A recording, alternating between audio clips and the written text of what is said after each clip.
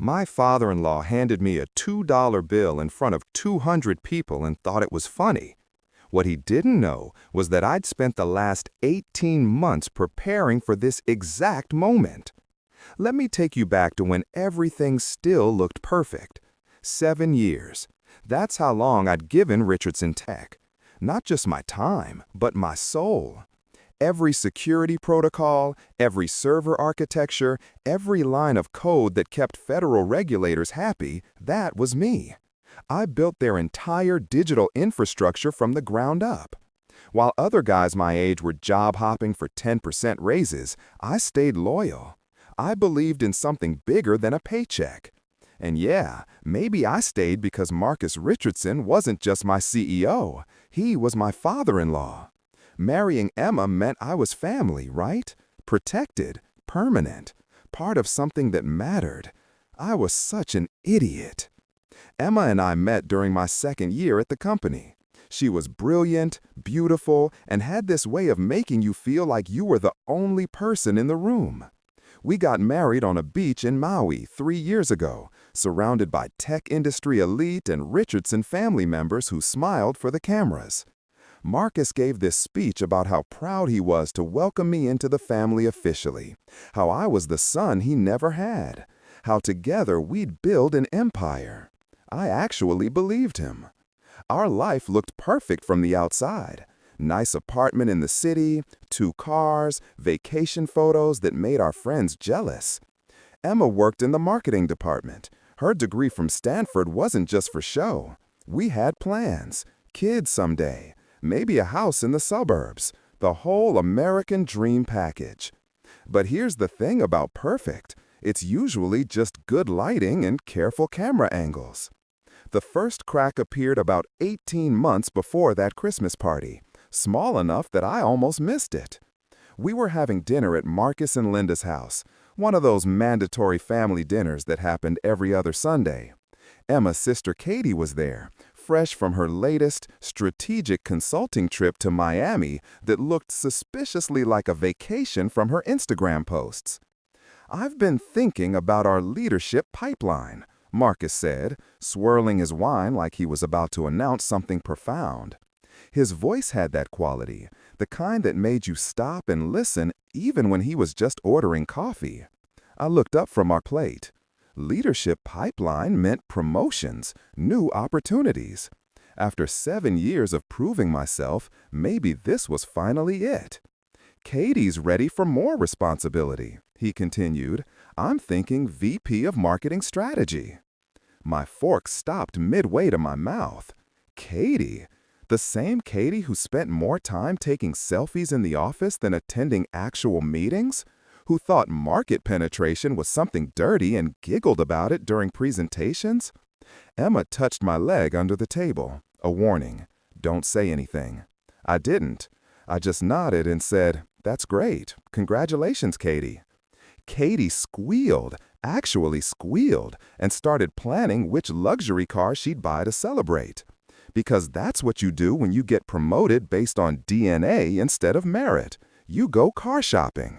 That was red flag number 1. I told myself it was just nepotism. Every family business has it. It didn't mean anything about me. Red flag number 2 came 3 weeks later. I was in the server room at 11 p.m. on a Tuesday, fixing a security vulnerability I discovered during routine maintenance. The kind of vulnerability that could have exposed client data to every hacker with decent skills and a weekend to spare.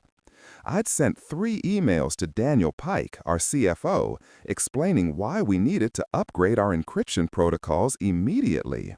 He had replied with, "Not in the budget. Make it work with what we have." Make it work? Like I was a magician instead of an engineer with a master's degree and 7 patents to my name. I made it work. I always did. But I started keeping records. Every email, every ignored recommendation, every time I saved the company from its own incompetence. I didn't know why yet, just instinct. Red flag number 3 happened during the third quarter review meeting. Marcus was presenting our growth metrics to the board, numbers that looked impressive on paper because I'd built systems efficient enough to scale without hiring an entire IT department. Our infrastructure improvements have yielded a 43% increase in processing speed, Marcus announced, clicking through slides that showed graphs trending upward like they were trying to reach heaven. Infrastructure improvements. My infrastructure. My late nights. My coffee-stained blueprints and bloodshot eyes. He didn't mention my name once during that 90-minute presentation. Not once. After the meeting, I cornered him in the hallway. Respectfully, professionally. Marcus, I noticed the infrastructure section didn't include any details about the development team's contributions. Maybe next time we could. The board doesn't need to know the technical details, he interrupted, already checking his phone. They need to see results. That's what leadership means, son, seeing the big picture. Son. He always called me that when he was about to dismiss me. But the team worked really hard on, and they're well compensated for it. He looked at me then, really looked at me, and his expression wasn't fatherly. It was the look you give someone who's starting to become inconvenient. Don't make this about ego. It's bigger than any one person. He walked away before I could respond. That night, I started a new folder on my personal laptop.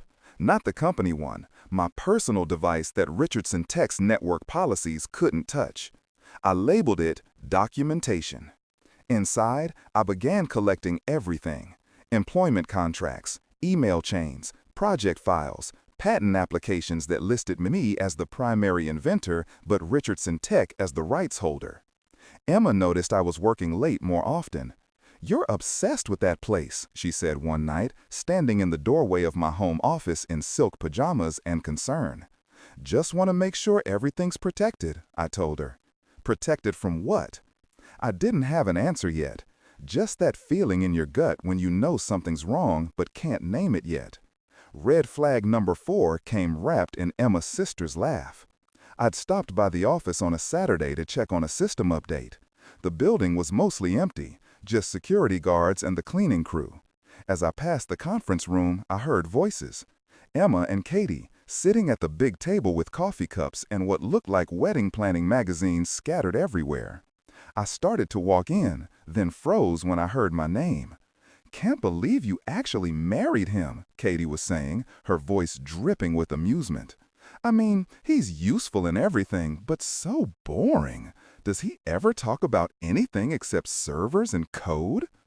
I expected Emma to defend me, to say something about how I was brilliant, dedicated, building our future. Instead, she laughed. That same laugh she used with her friends during brunch, the one that meant she was relaxing into gossip. "Tell me about it.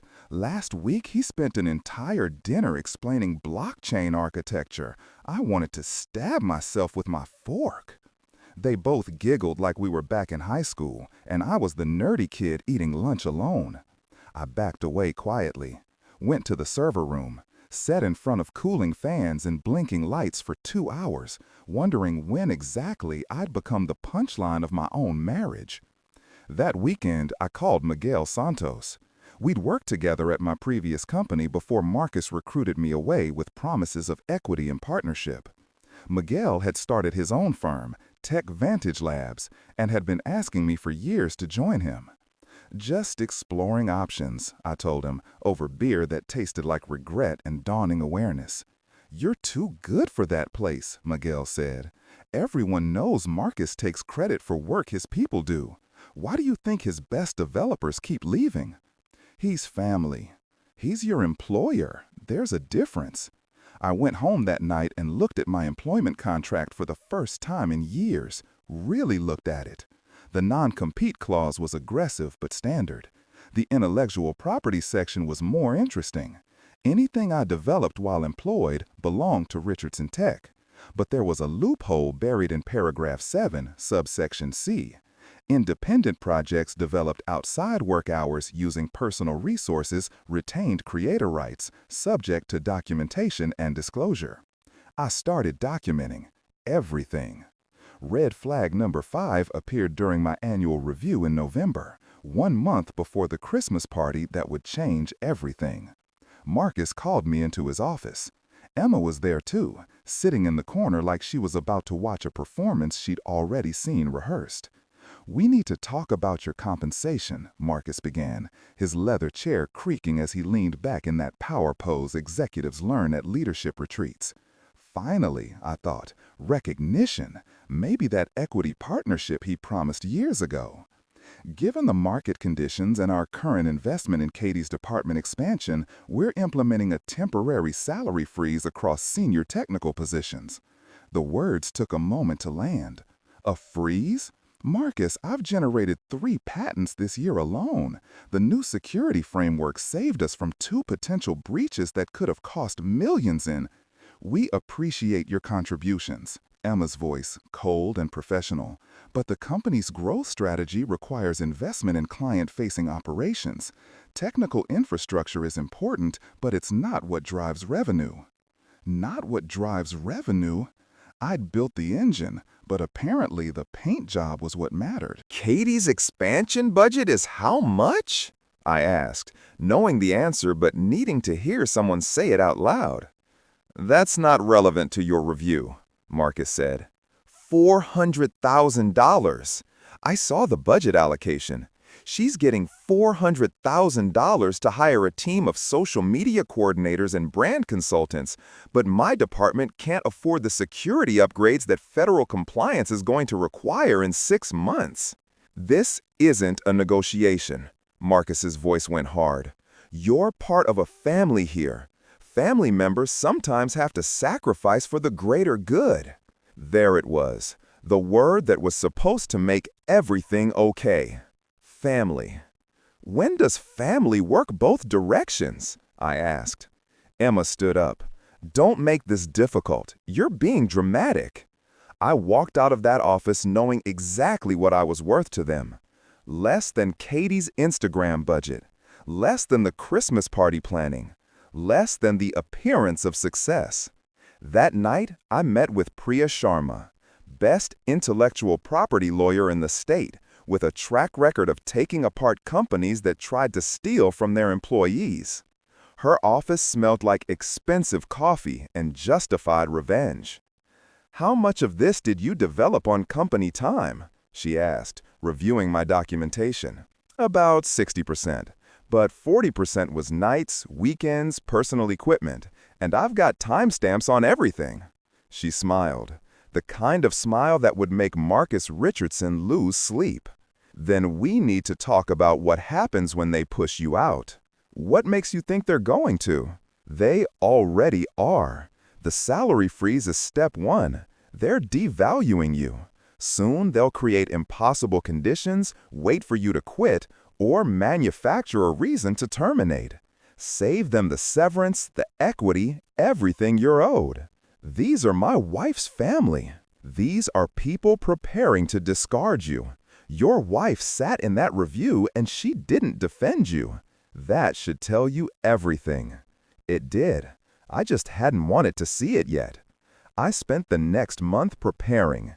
Every late night, every weekend, I was building my exit strategy. Not running away, the opposite. Building leverage, documentation, evidence, patent applications for the 40% that was mine, license agreements they'd violated, security vulnerabilities I'd reported and they'd ignored because fixing them cost money. I built a case the way I built their infrastructure, systematically, carefully, with no weaknesses. And then came the Christmas party. The grand ballroom at the Westfield Hotel. 20-foot Christmas tree dragged from somewhere expensive. Artificial snow pumping from machines because real weather was too unpredictable. Crystal chandelier worth more than most people's houses hanging overhead, like a promise of prosperity we were all supposed to chase. 200 people in tuxedos and cocktail dresses, drinking champagne that cost $200 a bottle, and pretending we were all friends instead of co-workers calculating our net worth relative to whoever was standing closest. Emma looked beautiful. That silver dress caught every light, made her look like something from a movie. She was laughing with Katie by the dessert station, their heads thrown back in that easy joy that comes from never having to worry about salary freezes or being valued. I watched them from across the room, champagne flute in hand, and felt nothing. Not love, not anger, just clarity. Marcus took the stage. His voice boomed across the space. "Ladies and gentlemen, tonight we celebrate another record-breaking year." The crowd erupted. Applause, cheers. My record-breaking work that he was about to take credit for without mentioning my name. Then came Katie's moment. Marcus called her up, handed her a ribbon-wrapped box. She squealed, that same glass-shattering squeal from every time she got what she wanted. Inside, BMW keys, brand new, luxury model. "Vice President of Marketing Strategy," Marcus announced, for her innovative vision and strategic thinking. The crowd roared. Confetti cannons exploded. Silver and gold streamers rained down like we were celebrating something that mattered instead of nepotism and expensive packaging. A piece of confetti landed in my drink, star-shaped. I plucked it out and dropped it on the marble floor with thousands of others. That's when Marcus looked at me, really looked at me, with a smile that was all teeth and calculation. "But wait," he said, voice sliding into game show host territory. "There's one more gift tonight." The room turned, everyone looking at me. The whisper started immediately, spreading like wildfire and dry brush. "Come on up here, son." That walk to the stage felt like miles, every step echoing, faces watching with anticipation and pity in equal measure. They knew. Half that room already knew what was about to happen, which meant it had been planned, rehearsed, choreographed for maximum impact. Marcus handed me a bag, not a ribbon-wrapped box. A plain shopping bag from a store I recognized but wished I didn't. "Go on," he urged, his eyes glittering with something I finally recognized as cruelty. Inside the bag was a company polo shirt, white, XL, the kind they handed out at corporate recruiting events. And tucked into the pocket, deliberately placed like a punchline, was a $2 bill. The crowd went silent. Someone in back laughed, then someone else. Then the whole room was laughing, and I was standing on stage holding a $2 bill while the man I'd built an empire for smiled like he'd just delivered the world's best comedy routine. "For your 2 cents, Marcus said into the microphone, "since that's about what your opinion's worth around here." The laughter doubled. People were wiping tears. Emma was covering her mouth, but I saw her shoulders shaking, my wife. Laughing. Daniel Pike, the CFO who'd ignored every security recommendation I'd ever made, raised his glass in a mock toast. "To valuable contributions." More laughter. I looked at that $2 bill, wrinkled, deliberately chosen because it was unusual, memorable, a joke that would be repeated at every office gathering for years. Then I smiled. Not a broken smile, not a forced smile, a real one. Because they didn't know what was in the folder Priya had prepared. They didn't know about the patent applications I'd filed 3 days ago. They didn't know about the federal compliance violations I documented. They didn't know that Tech Vantage Labs had offered me a position at twice my salary plus equity. They thought they'd won. I folded that $2 bill carefully, put it in my pocket, looked directly at Marcus Richardson and said, loud enough for everyone to hear, "Thank you. I'll treasure this." Then I walked off that stage, across that marble floor covered in confetti and spilled champagne and broken dreams, past my laughing wife and her squealing sister and 200 people who thought humiliation was entertainment. I walked straight out the door. Behind me, the party continued. Music started again. People went back to drinking and networking and pretending they hadn't just witnessed someone's destruction. But I wasn't destroyed. Not even close. I sat in my car in the parking garage for exactly 5 minutes. Then I pulled out my phone and sent 3 text messages. First, to Priya. File everything, tomorrow morning, all of it. Second, to Miguel. I'm in. When can I start? Third, to Emma. We need to talk, but not tonight. Then I drove to the 24-hour diner, where I'd spent countless late nights debugging code and eating terrible coffee. Mrs. Rossi was working the counter, same as always, her Brooklyn accent and flour-dusted hands a reminder that some things stayed constant even when your world was imploding. "Rough night?" she asked, pouring coffee without asking. "The worst, and the best." She nodded like she understood. Maybe she did. I pulled out that $2 bill and laid it on the counter between us, smoothed it flat. "What's that for?" "Remembering," I said. "They think they bought my silence for $2. What they actually did was set a price on their own company." Mrs. Rossi looked at me with eyes that had seen 60 years of people making mistakes and learning lessons. "You do something smart with that anger, kid. Don't let it make you stupid." Already did something smart. 18 months worth of smart. Tomorrow, they find out exactly how smart. I sat at that counter until 3 a.m., watching that $2 bill and thinking about everything I was about to destroy. Not for revenge, not for petty satisfaction, but because I'd built something real, and they'd tried to take it with humor and humiliation and a cheap gift bag. At 3:15 a.m., my phone buzzed. "Emma, where are you? Everyone's asking." I typed back, "Doesn't matter anymore." At 3:16 a.m., Marcus texted, "Hope there's no hard feelings. It was just a joke, son." I didn't respond to that one. Because tomorrow morning, when Priya filed those patent claims and license disputes and compliance violations, when federal regulators opened the files I'd been keeping, when Tech Vantage Labs announced a new CTO in a press release designed to make it clear exactly where I'd gone, tomorrow, Marcus Richardson would understand that some jokes have punchlines you never see coming. I drove home as the sun started rising over the city, packed a bag, left my keys on the kitchen counter next to my wedding ring, and I waited. Because the thing about destruction is, you have to be patient. You have to let it build. Let them think they've won. Let them relax into their victory. Then you pull the thread that unravels everything. My phone buzzed again at 8 a.m. "Marcus, we need to talk, now." Priya had filed.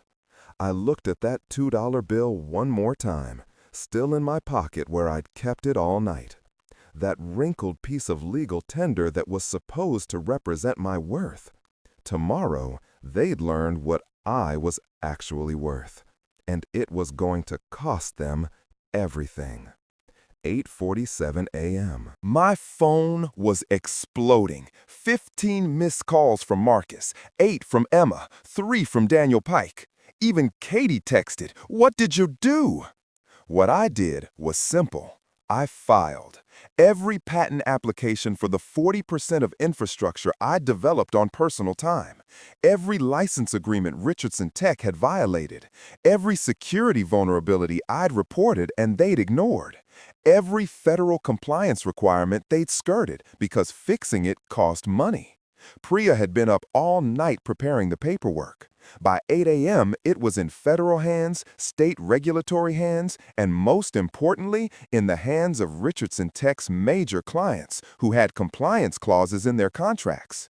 I let my coffee get cold while I read the text messages, each one more desperate than the last. Marcus threatening legal action, Emma saying I was destroying the family, Daniel insisting this was all a misunderstanding. They still thought they could control this. At 9:15 a.m., I walked into Richardson Tech's marble atrium, the same floor where they'd laughed at my expense 14 hours earlier. Same chandelier glittering overhead, same artificial snow drifting from vents. But the atmosphere was completely different. People weren't laughing anymore.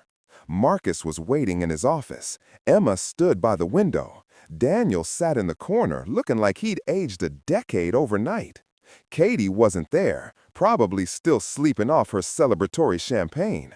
"What the hell do you think you're doing?" Marcus's voice shook. Not with anger, with fear. I'd never heard him scared before. It was satisfying in ways I hadn't anticipated. I sat down in the chair across from his desk, the same chair where he'd told me about the salary freeze, where he'd made it clear I was disposable. Filing legal claims for intellectual property theft and license violations. Standard business practice. You'd know that if you'd paid attention to any of my emails over the past 7 years. "You can't do this?" "Actually, I can. Already did.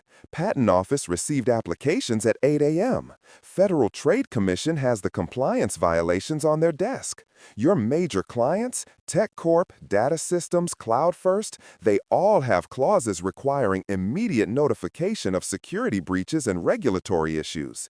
I notified them at 8:03 a.m. Emma's face had gone white. "You're destroying everything our family built." "Your family built nothing. I built your infrastructure. I built your security. I built the systems that made you millions. Your family just took credit and handed me a $2 bill for my trouble." Daniel tried to salvage it with his MBA voice. "We can negotiate. There's always room for counteroffer," I said, opening the folder Priya had prepared. I laid documents across Marcus's desk like dealing cards in a game where I held all the aces.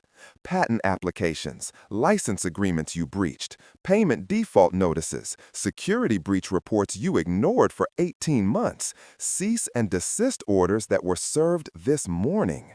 The paper trail was so complete, it could have been used as a case study in how not to manage intellectual property relationships. Marcus's face went through about 15 colors before settling on pale. "You planned this for 18 months. Every late night, every ignored email, every time you dismissed my recommendations to save budget. I documented everything because I knew. The salary freeze was just confirmation." "We're family," Emma started. "No, we're not. Family doesn't hand out unemployment notices as party favors. Family doesn't laugh while you destroy someone's career for entertainment." That's when Katie burst in, mascara smudged, looking like she'd been crying for hours. "Can't you just make this go away?" Her voice cracked with desperation. "Please."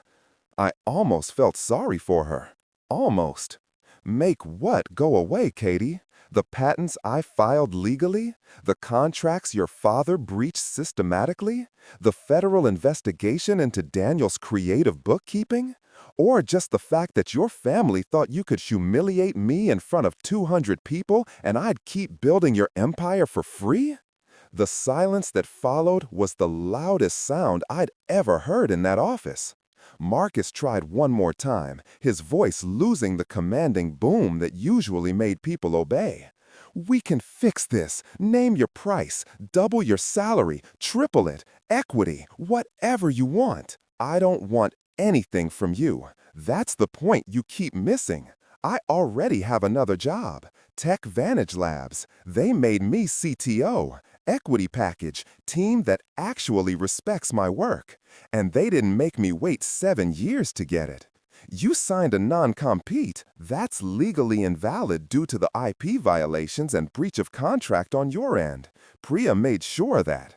Also, the non-compete doesn't cover independent projects I developed outside work hours, which is about 40% of your current infrastructure. Want to guess what happens when I revoke those licenses? Daniel actually made a choking sound. "Your systems will crash within 72 hours. Your clients will sue for breach of service. Your federal contracts will be terminated. And every developer you screwed over for the past decade will read about this in TechCrunch and smile." I stood up from the chair. The same chair where I'd accepted their salary freeze because I thought family meant something. Where I'd swallowed my pride and kept building their dreams while they planned my humiliation. The $2 bill was a nice touch, though. Really drove home exactly what you thought of me. I'm keeping it, framing it, actually, as a reminder of exactly how much you were willing to pay for everything I built. Emma was crying now. Real tears, not the performative kind she used to get her way. I thought we were going to fix things. I thought after the party we could fix things. Emma, you sat in that review meeting and didn't defend me. You laughed while your sister mocked our marriage. You stood on stage and watched your father humiliate me. You don't fix that. You live with it. I walked toward the door. Behind me, they stood in their expensive clothes and inherited power, finally understanding that some bridges can't be rebuilt after you've burned them yourself with corporate napalm and public humiliation. Your lawyers will call my lawyers, I said from the doorway, and Priya's better than anyone you can afford, especially after your stock drops about 60% when the news breaks. I left them there. Same marble floor, same chandelier, same artificial snow. But everything had changed. By noon, the stock had already started falling. Tech blogs were reporting major IP disputes at Richardson Tech. By 2 p.m., federal regulators had opened formal investigations. By 5 p.m., 3 major clients had suspended their contracts pending compliance reviews. My phone kept buzzing with messages from old colleagues who'd seen the news. Some congratulated me. Some wanted to know if TechVantage was hiring. Some just said, finally. Because I wasn't the only one Marcus had screwed over. I was just the only one who'd been stupid enough to think family would protect me, and then smart enough to document everything when I realized it wouldn't. TechVantage Labs was everything Richardson Tech pretended to be. Miguel gave me a corner office with windows that actually opened. A development team that didn't need their hands held every 5 minutes. A budget that made Richardson's penny pinching look like what it was. Rich people being cheap with other people's talent. My first hire was Jen Park, same guy who tried to warn me about Marcus months ago. I offered him a signing bonus that was more than Richardson had given him in raises over 3 years, plus equity in projects he'd actually be building, instead of just maintaining while executives took credit. Jen took one look at the offer sheet and started laughing. The good kind. You know they're calling you Lucifer over there? Sarah from HR keeps talking about how you betrayed the family trust. Family trust, right. Because trusting your family not to publicly humiliate you was too much to ask, but expecting you to keep building their empire after they treated you like garbage was just natural family dynamics. We started a helpline for smaller vendors who'd been getting squeezed by Daniel's kickback schemes.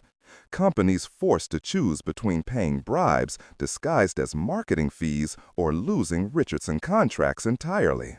Turned out there were a lot of them, each with stories about Daniel's creative interpretation of ethical business practices. The federal investigation grew legs.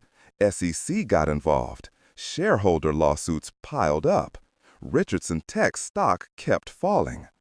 Emma filed for divorce in March. Her lawyer tried to claim I'd sabotaged the company deliberately to reduce asset values before the split. Priya buried them in documentation showing exactly when I'd started protecting my IP, 18 months before I filed anything, right after the salary freeze they documented in my employee records. The divorce was finalized in June. Emma got the apartment. I got my freedom and a legal settlement that included nothing from Richardson Tech because by then there was nothing left to take. Katie's VP title lasted 4 months. The company couldn't afford her inflated salary once clients started leaving. She posted on LinkedIn about pursuing new opportunities and exciting next chapters. Translation, she got laid off from the job Daddy gave her when Daddy's company collapsed. Daniel Pike got federal charges. Turns out those kickback schemes I documented weren't just unethical, they were illegal. Wire fraud, tax evasion, the works. Last I heard, he took a plea deal and was serving 18 months in minimum security, where I'm sure he's teaching other white-collar criminals about innovative interpretations of business ethics. Marcus had to sell. Not the triumphant acquisition he'd always imagined, where he'd cash out and retire to a yacht. A distress sale, piece by piece. The company he'd built on other people's talent and his own inherited money, dismantled and sold for parts. The marble atrium where they laughed at my expense? Different company owns it now. They ripped out the chandelier, too expensive to maintain. The artificial snow machines? Gone. The 20-foot Christmas tree? Someone else's tradition now. 1 year later, I was hosting my own Christmas party at Tech Vantage Labs. The difference a year makes when you're surrounded by people who actually deserve to be there was absolutely incredible. Miguel brought his grandmother's tamale recipe, not catered nonsense from a company that charged by the fancy napkin, real food made with love. Jen had somehow rigged the coffee machine to dispense hot chocolate because being a networking genius apparently also made you a beverage wizard. Priya showed up with champagne that cost more than most people's car payments, celebrating her victory in the Richardson case. Harper Reed, the TechCrunch journalist who'd broken the story, brought her journalism award because she was genuinely proud and wanted to share the moment with people who'd helped make it possible. Even Mrs. Rossi from the diner joined us, carrying a tray of her legendary cannoli and complaining in her thick Brooklyn accent about how we were all too skinny. That's when the breaking news alert cut through our conversation like a knife through wrapping paper. Richardson Tech to be acquired in distress sale following year-long compliance crisis and federal investigation. Stock down 73% from pre-crisis highs. The room went quiet, except for server hums and Miguel's barely suppressed snort of laughter. On screen, they were showing file footage of the Richardson building. Same glass tower where I'd spent 7 years building other people's dreams while they planned my destruction. The news anchor read from her notes like delivering someone's obituary. Catastrophic dependency on revoked intellectual property licenses. Regulatory penalties have frozen the company's federal contracting pipeline. Ongoing SEC investigations into financial irregularities have spooked investors and triggered multiple shareholder lawsuits. My phone buzzed. A group text to the old Richardson family thread I'd forgotten to leave because I'd been too busy succeeding to remember they existed. Marcus had written, "Turn on the news." I pictured them sitting in that marble atrium, same floor that had reflected their laughter 12 months ago, now reflecting gray faces as they watched their empire sold off piece by piece. Same chandelier that had sparkled above their cruel laughter, now lighting their corporate funeral. The framed $2 bill sat on my desk. Marcus's joke gift that had become my favorite reminder of exactly how much I was worth to people who thought net worth was the only worth that mattered. That wrinkled piece of legal tender had watched me build something real, something mine, something nobody could take away with a gift bag and a smirk. Miguel raised his champagne in a toast that felt nothing like Daniel Pike's mocking gesture from that awful night. To building things that last. Everyone clinked glasses while TV analysts dissected Richardson's collapse with surgical precision. Harper was grinning like she'd won the lottery. You know the best part? They're using your patents as case studies in business schools now, how to protect intellectual property in corporate partnerships. You're literally teaching the next generation how not to get screwed. Mrs. Rossi patted my shoulder with flour-dusted hands and said something in Italian that definitely translated to, "Good for you, kid." She'd never understood exactly what I did for a living, but she understood the difference between people who worked for what they had and people who just expected it to be handed to them. I didn't need their applause anymore. Didn't need Marcus's approval or Emma's validation or Katie's fake friendship. I had something infinitely better, a team that respected my work, a future I'd built with my own hands, and patience and documentation beat inherited power every single time. The $2 bill stayed framed on my desk, not as a reminder of humiliation, but as evidence of the exact moment I decided my worth wasn't determined by people who valued money over merit.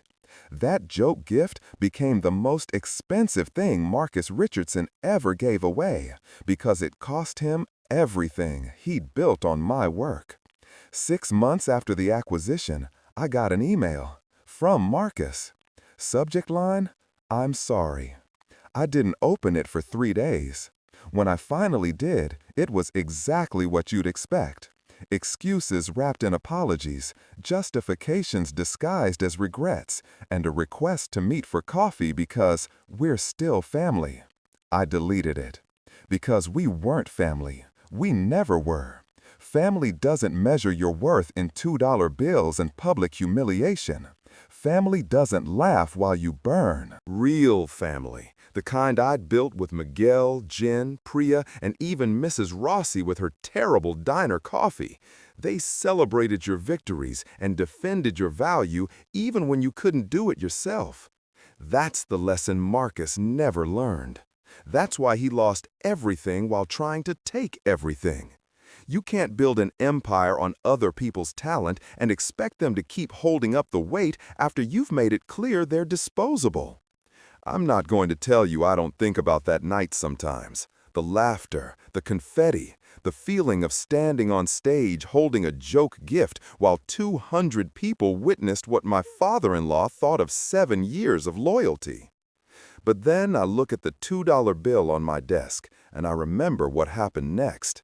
How patience and documentation and one very good lawyer turned that moment of humiliation into Marcus Richardson's corporate obituary. Some people think revenge is about destruction. It's not. Real revenge is about building something so successful that the people who tried to tear you down have to watch you thrive while they collapse under the weight of their own arrogance. I didn't destroy Richardson Tech. They did that themselves the moment they decided a $2 bill was appropriate payment for building their empire. I just made sure the world saw it happen. Tech Vantage Labs just closed a Series B funding round at a valuation that would make Marcus's pre-crisis stock price look like pocket change. We're hiring 50 new engineers, building systems that will change how entire industries handle data security. And every single person we hire gets equity from day one, real equity, not promises that evaporate when budgets get tight or family members need VP titles they haven't earned. Because I learned something valuable from that $2 bill and the people who thought it was funny. Your worth isn't determined by people who can't see it. Your worth is determined by what you build, who you build it with, and whether you have the courage to walk away from people who treat your contributions like jokes. Marcus Richardson gave me a $2 bill and thought he'd put me in my place. What he actually did was show me exactly what he was worth. And it turns out that's significantly less than $2.